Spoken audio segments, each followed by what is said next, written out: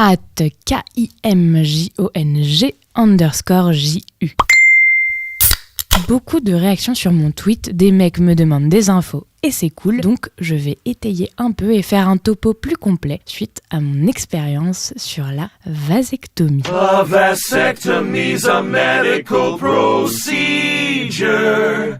one that makes you half a man. You're half a man.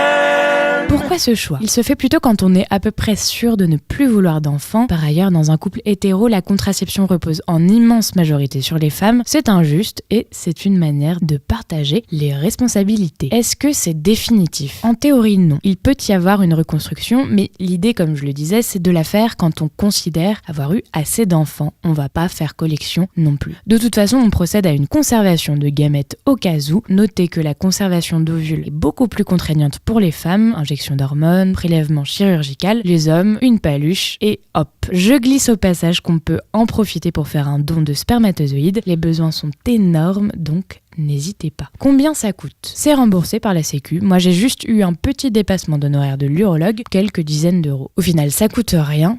Ou presque. Comment on procède ? On va voir son généraliste qui nous oriente vers un urologue. Après un premier rendez-vous, un délai légal de réflexion de 4 mois doit être respecté. Ensuite, on peut procéder à l'opération. Well, I'm starting to get the picture, but how's it done?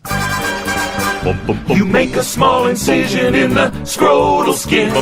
Isolate the vas and... Justement, l'opération, est-ce que ça fait mal ? Honnêtement, non. On peut la faire sous anesthésie locale ou générale. Moi, j'ai choisi la deuxième solution. L'opération dure 20 minutes et est vraiment indolore au réveil. Petite douleur les jours suivants, petit hématome, mais c'est vraiment supportable. Elle se fait en ambulatoire, on entre le matin et on est sur pied l'après-midi. On évite les efforts violents les jours qui suivent, c'est tout. Est-ce que c'est efficace immédiatement ? Non. Les canaux déférents peuvent se reconnecter naturellement. On doit attendre 4 autres mois pour faire un spermogramme qui confirme la stérilité. Sur cette période, il faut éjaculer 2-3 fois par semaine pour éliminer les gamètes restants. J'ai oublié le principal. C'est con à dire, mais ce n'est pas une ablation de quoi que ce soit. On n'enlève rien, on coupe juste 2 petits canaux et donc on a juste 2 mini-incisions de chaque côté en haut des bourses. Est-ce qu'il y a un impact sur la sexualité ? Non. L'érection, le volume de l'éjaculation, l'orgasme, la libido, absolument rien ne change. C'est juste les spermatozoïdes qui sont empêchés de passer. L'essentiel se passe au niveau de la prostate et on n'y touche pas. Les hommes craignent une altération de leur virilité. Sans entrer dans le débat important sur la nocivité de la virilité, je peux juste répondre